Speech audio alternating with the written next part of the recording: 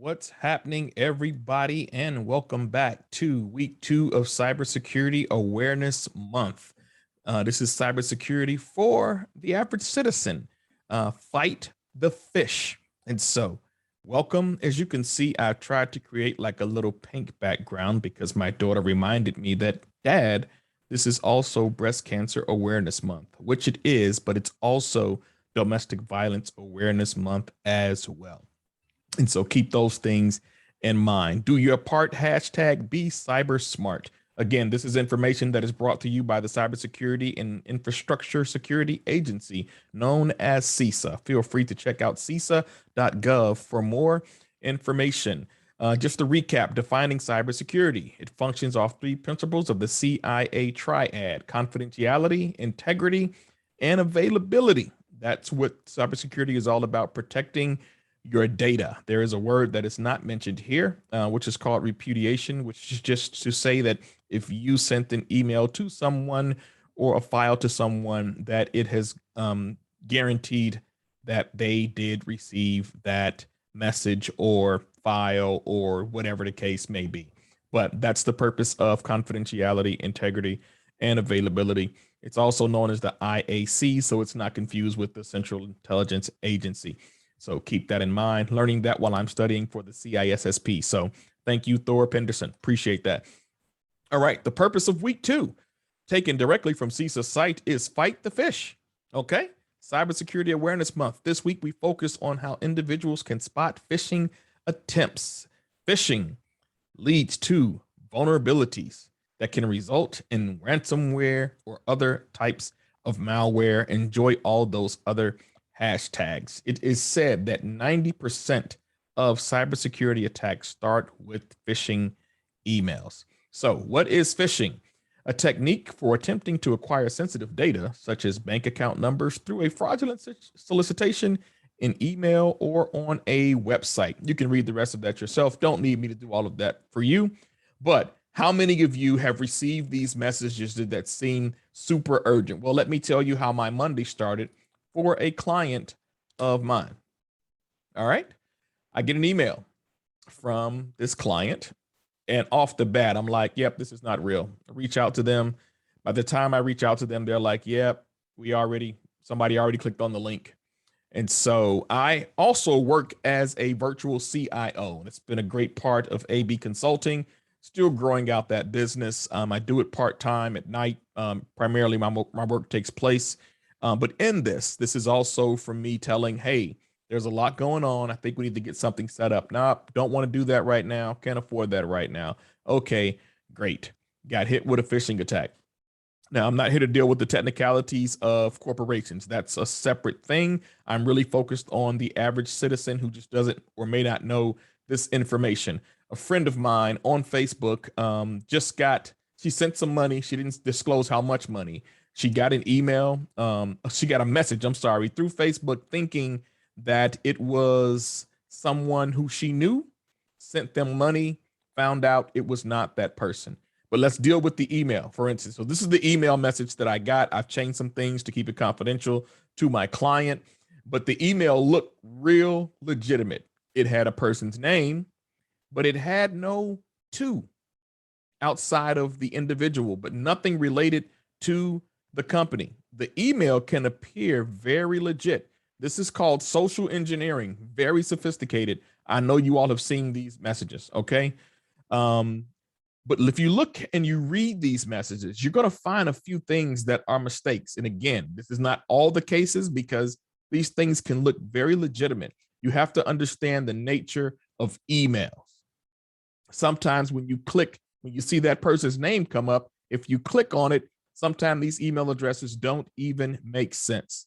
But if you look at this one, it says, we received the request from you to terminate your Office 365 account. And this process has begun by your administrator. Well, first, did you send the request? That's instant, right? Some of these messages will make you think there's a sense of urgency, and we'll get to that. And hey, if you did not authorize this action or have no knowledge of it, click here to verify your account. Is this your company policy? Is this your bank's policy? Is this your mortgage provider's policy? Is this any other account that you have that you use? Neiman Marcus, is this their policy to have you click on something and send that via email? These are things you need to be aware of and know. And then the unwarranted urgency here is failure to verify this will result in the closure of your account. You have to know how your organization works in order to do things like that. So for corporations, this is more along implementing training that goes along with this. Now, I know people don't like training, but I literally just sat through had to do 3.5 hours almost of sexual harassment training, of training that was related to performance, training that was related to HR compliance, training that was related to being a mandated reporter, almost 3 hours of training. Are you telling me that we can't do 15 to 20 minutes of cybersecurity training for organizations? Do not get me on my soapbox. You're not here for that. But this is just how you pay attention to certain things when you get them. Okay. Next part of this, phishing patterns. This is what CISA has listed out for this week. We suspect an unauthorized transaction on your account. You may get that. Have this almost seems like it's your bank. I got an email that I thought was from my mortgage company, and I really had to dig into the details of this email because it looked so legitimate. It knew when I paid my mortgage. It had the last 4 of my social. God, I'm not even going to get started on that. It was just a really crazy email that I got, and I'm like, this still does not seem legit. And it was not legit. It was not legitimate. That means that there's more sophistication. And so there are things we do on social media that we don't even realize that we're just giving information up to people. We'll get into a little bit of that at another time. Maybe I'll close out the end of week 4 with that. So these are just ways that you can see exactly what's going on. And the CISA is giving us these terms or records, these buzzwords for us to really look at the triggers of a phishing email. Once you click on that link, it's probably too late. Once you hit that link, you don't know what's coming. You don't know what your company's coming. You don't know what your home network is going to get once you hit those links. All right. So what to do? Most phishing is common sense. If you follow the guise of common sense, it means, would somebody really send me this message? Right. I got a request through Facebook for a family member who needed some money. I said, hey, call me on my phone. And I'm not going to give this family member didn't have my number at the time. So I was like, hey, call my phone. Well, I don't have your number. Okay, call somebody to get my number.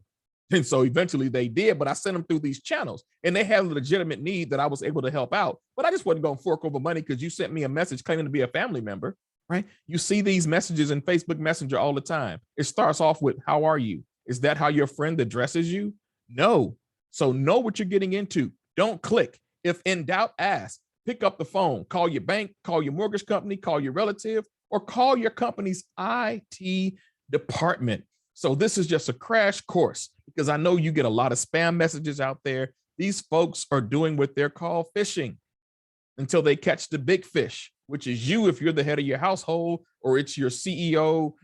If you're in a company and pieces like that, your whole chief team, your board of directors, these are things to look out for. So when we say phishing, they're literally phishing, trying to reel you in to click in that message so they can get something.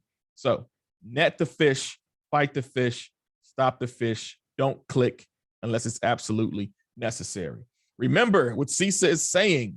We talked last week about turning on multi-factor authentication, making sure your computer software is up to date. Just ran updates on my wife's Mac that I got her recently. Think before you click, and then use strong passwords. Those are the best ways to do this. I spoke last week about password managers. So if you want to get back into that, you can just go ahead and check out last week's message. This week, for week 3, next week on Sunday, you do not want to miss this. We're going to be talking about Career Awareness Week in cybersecurity. We're going to explore, experience, and share as CISA has laid out on their website. But I'm telling you, I am going to open up your eyes. Now, some of you who don't like technology, don't want to get involved in technology and pieces like that, you do not want to miss this. If you want to get involved in cybersecurity, it is not just about red teams, which hack, or blue teams that defend. Cybersecurity is a vast amount of knowledge and information and career paths. we're going to explore those things next week. I'll be pulling up some slides where I'll give you references on where to go to if you want to get started. And I'll be listing 2 organizations that I'm a part of that is helping train people in the cybersecurity spaces. And so I host Security Plus Boston exam simulations for the team that we're working with to make sure that they get Security Plus certified. The Black Cybersecurity Association, between January 2021 and July 31st, 2021, 65 of us were able to get our Security Plus certification. That's the foundation of getting into cybersecurity, according to the experts I work with. You may get something from somebody else, so I'm just sharing my experience. Other than that, fam, I hope this phishing email was beneficial for it. Please share it with your networks. We're just about raising awareness for cybersecurity. This is Tony B, your IT guy. Can't wait to spend time with you all next week. Take care.